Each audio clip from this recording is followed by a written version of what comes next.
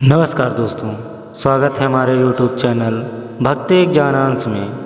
मित्रों, जिंदगी है तो संघर्ष है, तनाव है तो काम है, परेशानियां हैं, लेकिन अच्छी बात यह है कि यह सभी अस्थायी नहीं है। समय रूपी नदी के प्रभाव में बह जाते हैं, कभी स्थायी नहीं होते, समय के अविरल प्रभाव में विलीन हो जाते हैं। ऐसा अधिकतर होता है कि जीवन की यात्रा के दौरान हम अपने आप को कई बार दुख, तनाव, चिंता, डर इत्यादि के जाल में फंसा हुआ पाते हैं। हम परिस्थितियों के वशीभूत हो जाते हैं। तब हमें देखने पर दूर दूर तक कोई प्रकाश की किरण नहीं दिखाई देती, जो हमें दूर से एक कण की तरह परेशानी हमें नज़दीक से पहाड़ जैसा रूप धारण कर लेती है। आप अगर किसी अनजान निर्जन रेगिस्तान में फंस जाएं तो उससे निकलने का एक ही उपाय है, बस चलते रहें। अगर आप नदी के बीच जाकर हाथ पैर नहीं चलाएंगे तो निश्चित ही डूब जाएंगे। जीवन में कभी ऐसा भी समय आता है जब लगता है कि बस अब कुछ भी नहीं बचा। ऐसी परिस्थिति में अपने आत्मविश्वास और साहस के साथ सिर पर डटे रहें, क्योंकि हर चीज़ का हल होता है, आज नहीं तो कल होता है। तो मित्रों, एक कहानी के माध्यम से जानते हैं। एक समय की बात है, एक राजा एक संत की खूब सेवा किया। संत राजा की सेवा से बहुत प्रसन्न हुए और राजा को एक ताबीज़ दिया और कहा, राजन, इस ताबीज़ को पहन लो। इसे तभी खोलना जब जिंदगी में कभी ऐसी परिस्थिति आए कि जब तुम्हें लगे कि अब सब खत्म होने वाला है, परेशानी के जाल में खुद को फंसे हुए पाओ, तब तुम इस ताबीज़ को खोलना। राजा वह ताबीज़ को अपने गले में पहन लिया। कुछ समय बीत गया। एक दिन राजा अपने सैनिक के साथ एक घने जंगल में शिकार के लिए गया। राजा एक शेर का पीछा करने लगा। पीछा करते करते राजा अपने सैनिक से बिछड़ गया।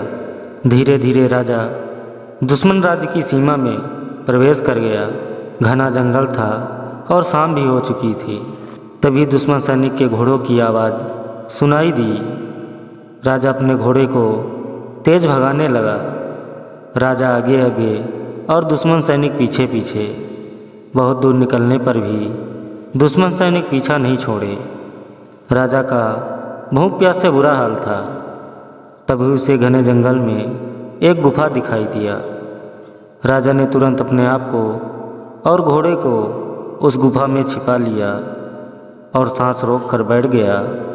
दुश्मन के घोड़े की पैरों की आवाज़ धीरे धीरे पास आने लगी।